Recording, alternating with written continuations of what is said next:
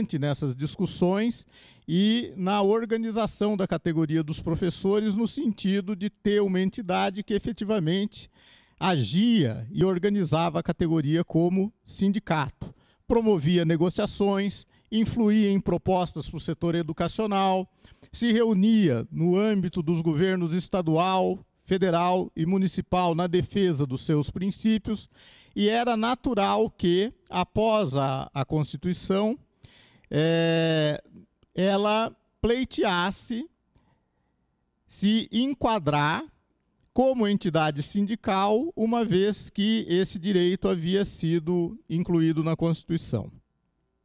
E foi justamente o que a Andes fez num congresso extraordinário, depois de ampla discussão nacional,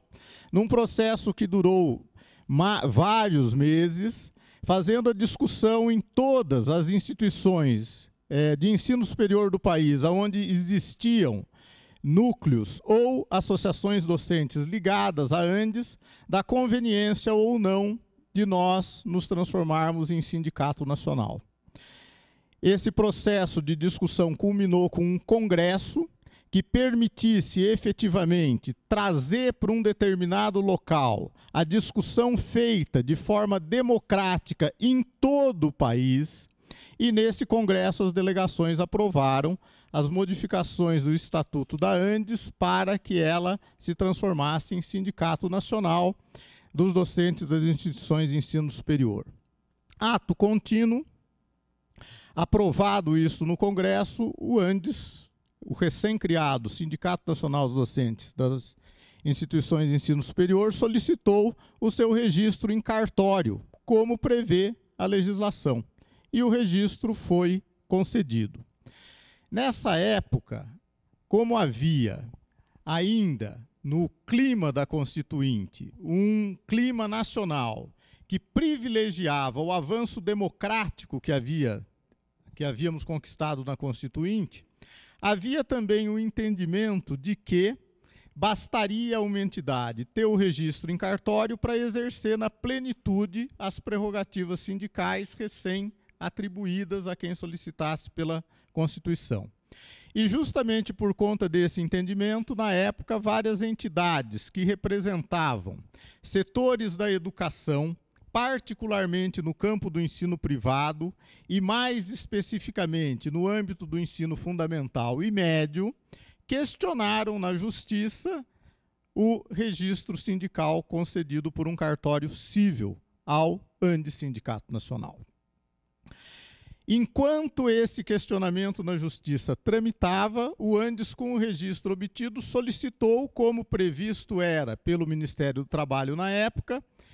o registro sindical junto ao Ministério do Trabalho. E, ato contínuo, o Ministério do Trabalho concedeu o registro sindical ao Andes Sindicato Nacional. E as mesmas entidades que tinham ingressado com a ação contra o registro cível do Andes ingressaram daí com um mandado de segurança no Superior Tribunal de Justiça contra o ato da ministra do Trabalho que concedeu o registro sindical ao Andes. E eu vou pedir aqui, quando faltar 3 minutos, me alerte, por favor, que assim eu fico menos preocupado. Muito bem. Este mandado de segurança foi julgado no mérito pelo Superior Tribunal de Justiça em 91, que não acolheu o mandado de segurança no mérito e se manifestou explicitamente pelo reconhecimento do direito ao desmembramento da categoria dos docentes de ensino superior num sindicato de base nacional próprio. Entendimento esse do Tribunal de Justiça que se dava na direção de que, embora existisse e ainda exista a previsão da unicidade sindical, era possível flexibilizar essa visão na perspectiva de desmembramento de setor ou de categoria. Em seguida, a 9ª Vara de Brasília, ao julgar a ação entrada que eles ingressaram contra o registro cível, e entendeu que, no mérito, o que estava sendo proposto naquela ação já tinha sido objeto da manifestação do Tribunal de Justiça no mandado de segurança e, portanto, não acolheu o pedido da ação. E, com isso, como as entidades não recorreram dessa sentença, essa sentença transitou em julgado. Portanto, seja na esfera da 9ª Vara de Justiça, seja no Superior Tribunal de Justiça, o Andes venceu o embate ao questionamento da sua legitimidade para atuar como entidade sindical. Em seguida, essas mesmas entidades entraram com um recurso ao Supremo Tribunal Federal e esse recurso não foi acolhido pelo Supremo Tribunal Federal por ter sido porque ele foi protocolado de modo equivocado e, com isso, transitou em julgado em todas as esferas do Poder Judiciário o direito do Andes representar como Sindicato Nacional os docentes das instituições de ensino superior.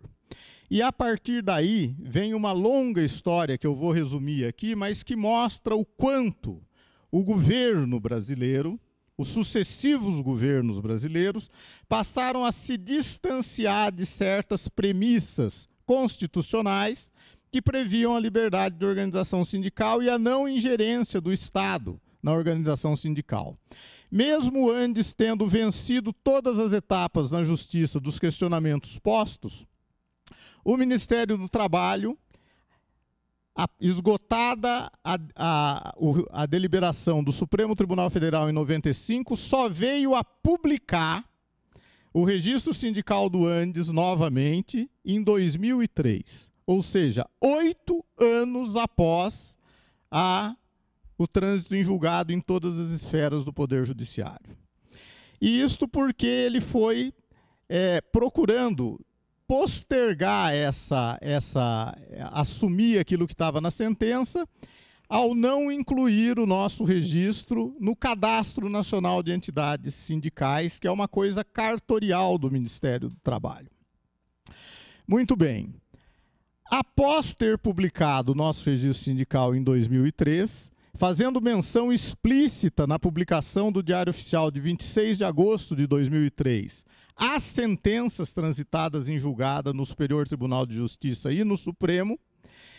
4 meses e meio depois, em dezembro, ele, sem motivação alguma,